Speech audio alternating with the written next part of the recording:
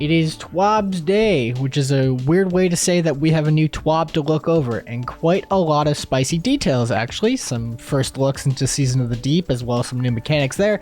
Got some trials discussion going on, new strand aspects, which is going to be even cooler, and some things going on with the seasonal model. So without any further ado, let's just get into the details. Got our first look at Season of the Deep being this image. I am already copying this as a wallpaper, as a lot of people were assuming we will be getting Titan back as a destination, and this kind of confirms it. We've got underwater area with Sloane. Sloane's got some Taken stuff all over her. Yeah, we're getting Titan back, and it's probably gonna be one of the coolest seasons we've ever had from the look of this picture. New strand aspects for everybody. I'm just gonna go over a quick overview instead of just breaking it down piece by piece. So that was a fucking lie. Hunters, your new aspect is Threaded Spectre. When you activate your dodge, you will leave behind a strand decoy that will draw fire and attention away from you and your teammates so you can reposition, get a revive, whatever. These decoys will take high priority in terms of AI, so they aren't just going to be there and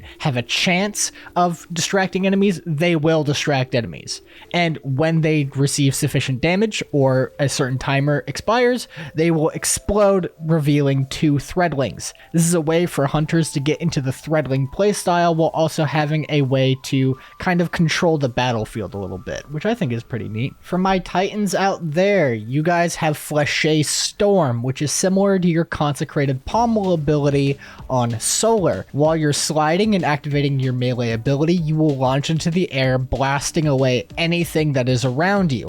And while you're up there, if you could proceed to use your melee abilities, you will send out rapid unraveling projectiles and make people explode. It's the most Titan thing ever, and it's pretty fucking awesome. These projectiles track and they deal lots of damage and unravel enemies as they do. So lots of potential there for ad clear and just actual some maybe boss damage. I don't know. Seems pretty cool to me. For all my warlocks, we have the Wanderer aspect, which is bringing me some flashbacks of Fallout 4. When this aspect is equipped, when someone picks up a tangle, it'll weave into a Wanderer tangle. This tangle will travel through the air seeking targets. Once it finds one, it will latch onto them and explode in a suspending detonation that deals lots of damage and suspends any nearby enemies. The Wanderer will also allow threadling final blows from any source to generate a tangle. When paired with Swarmers, this will absolutely be a fucking menace for ad clear, so I'm actually very excited to use this. Moving on from strand aspects, we are on to exotic decryption, which is something we got a little bit of a hint at before in previous TWABs. Now it's more touched upon as far as economy is concerned. Got all of our focusing options listed here. The first one being standard decryption, where you are allowed to decrypt the engram for free, this being exotic engrams that you collect. They will be random as usual, and they will have no additional cost. Focusing an engram to receive a random roll from a specific expansion, however, will cost the exotic engram 30,000 glimmer and 1 ascendant shard. Pretty pricey for wanting to get a specific exotic just from the expansion, not even choosing which one it is, but I mean, so it goes. And then you have the highest tier of engram focusing, where you can pick a very specific armor piece that you want to have, and then you can focus it. It requires 1 exotic engram, 60,000 glimmer, 3 ascendant shards, and 1 exotic cipher. Holy shit, that is expensive. Something I forgot to mention, but I'll just put in here, because the pinnacle cap is not being raised next season, they're going to have to change the way we are rewarded in terms of our weekly challenges, and the way they're going to do that is by giving us focusable exotic engrams for every challenge we complete, with up to 9 free weekly. Like, what the 9 exotic engrams a week. What the fuck? Now that's the exotic focusing. What about deep sight focusing? This is the deep sight activation mechanic being added in Season of the Deep, and they've done some clarification as to what you can and cannot use for deep sight and what it uses. To perform a deep sight activation on a weapon, you will need a deep sight harmonizer currency. Non-raid weapons will cost 1 harmonizer, while raid weapons will require 15 spoils as well as a harmonizer. These harmonizers are gotten exclusively from the season pass, 3 in the free ranks and another 3 in the paid. There will be extra ways of acquiring this after the season is done, but this is kind of make sure that the grind for craftable weapons still exists, and just having an easier way is just for like 1 or 2 weapons. As I mentioned, not all weapons will be available for deep sight activation. For example, weapons that already had their pattern unlocked, deep sight will be ineligible for that. For weapons that have already previously had deep sight on them, you can't reactivate a deep sight weapon from a deep sight weapon. That just won't work. As far as raid weapons are concerned, any weapons gotten from the raid vendors themselves, that being the final kiosk when you kill the final boss, you cannot purchase one of those and then reactivate it for deep sight. That won't work either. It has to be a random weapon that you've received from the raid. That'll be all for deep sight activation as far as what we have right now. Pretty cool mechanic. Lots of people, including myself, have been really liking the idea of completing triumphs to upgrade your exotic drop chance for specific activities, whether it be like Root of Nightmares, Spy of the Watcher, Duality. Everyone pretty much agrees that that's a great system rather than just having pure RNG. What they're going to be doing for legacy content is basically porting over the same system. All of the triumphs associated with a raid or dungeon will have a rate booster for the exotic drop rate, and those will vary based on difficulty. For example, Last Wish, a Petra's Run will give you a rate boost of 3, while a simple challenge will give you 1 per challenge, 5 in total if you do all 5 challenges. This will be the same for all legacy raids and dungeons, and the triumphs are going to be as follows. Basically, a flawless or a solo flawless in the ways of dungeons. All of the subclass triumphs and then challenge triumphs are collectibles. Those will all provide you with exotic drop rate boosters. Here's a change that everyone ever has been waiting for since the beginning of Destiny 2. Rainmaker and Finest Matter Weave consumption. These dumb little consumables that have been plaguing my inventory for literal years. They are now gone. They will not drop from any source in the game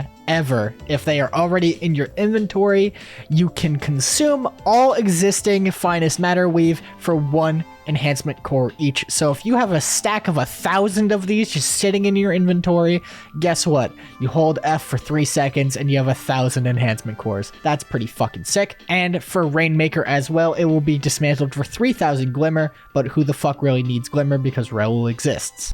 As for what they're going to be doing with these drops, because they are actually pretty important for new players, you will still be able to receive these just in a way that's better. Instead of getting a Finest Matter Weave, you will just get an enhancement core, and instead of getting a Rainmaker, you'll just get 3,000 Glimmer.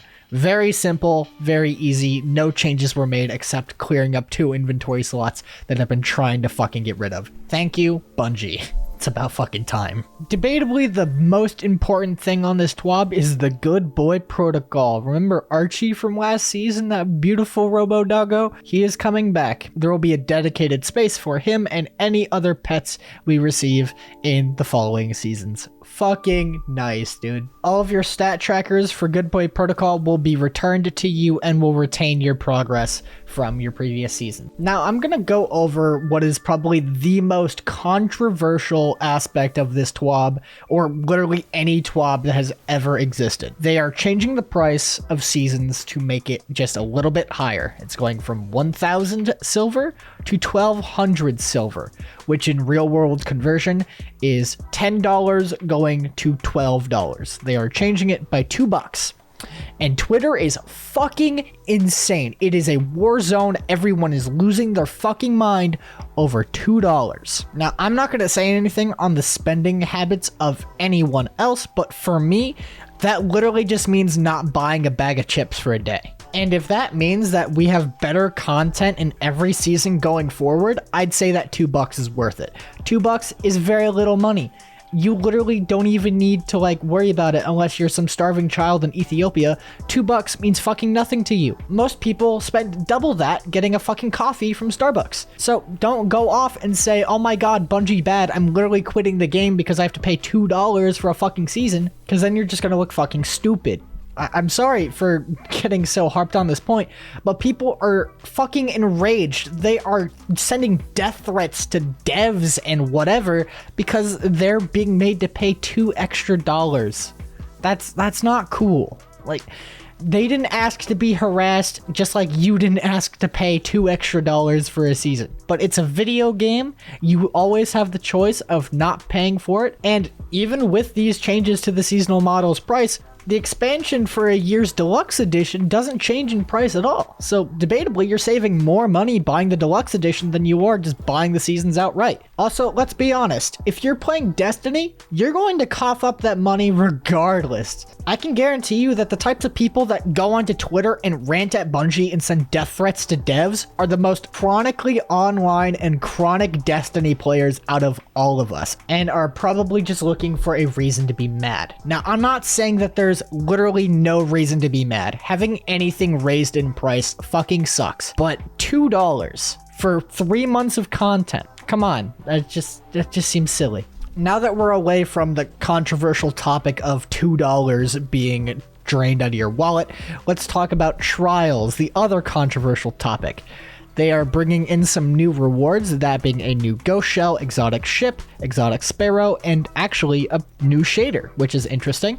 They will be rolling out flawless shaders as rewards for the upcoming seasons all the way up to final shape. And we have the first look at Glorious Patina, which is going to be the shader for next season. As far as the loot pool, we have 2 weapons, one being a returning, one being new. We have the Messenger Pulse Rifle, even more reason for a Pulse Rifle meta, and then the Unexpected Resurgence Arc Glaive, which is pretty neat. Bit of a side tangent, why does every glaive that has been a reskin have to be this exact model? It's literally just the Enigma. Bit of a petty take, I know. There is an entire page worth of trials changes. There is a lot, and I'm a PvE player. I'm not really well versed in the trials. I'll be leaving the TWAB down in the description if you want to read for yourself, but overall, they're making changes to several passages. They're making changes to the Trials Introduction quest, meaning you will get a free Astral Horizon shotgun when you complete it. They're adding a new game mode called Dominion, which I don't know if that's actually a new thing, but it exists. They're changing the Gilded Flawless title requirements, and we've got an exclusive Prestige emblem for Trials. This emblem right here, which I gotta say looks pretty fucking awesome, can only be acquired by those being the most skilled in the game. The way you get this emblem is by having every single win on your card be won with a Flight of the Pigeon medal. For those that don't know what that means, it means for every single game on your card, for your flawless card, you have to be at least 2 or 3 points above your opponent. So you have to absolutely stomp them out of the game. This probably will mean that this is going to be the hardest emblem in the entire game to get as far as skill is concerned. Because holy shit, Trials is sweaty as it is, and this is going to make it even worse. Overall though, really fucking insane TWAB, a pretty insane discussion going around it, lots of new details. Season of the Deep looks pretty cool. Not sure about that seasonal price change. Seems like a lot of people hate it. I don't really mind. It's pretty alright. That'll be all from me. Thank you so much for watching. Like, subscribe, go watch my other stuff, and goodbye.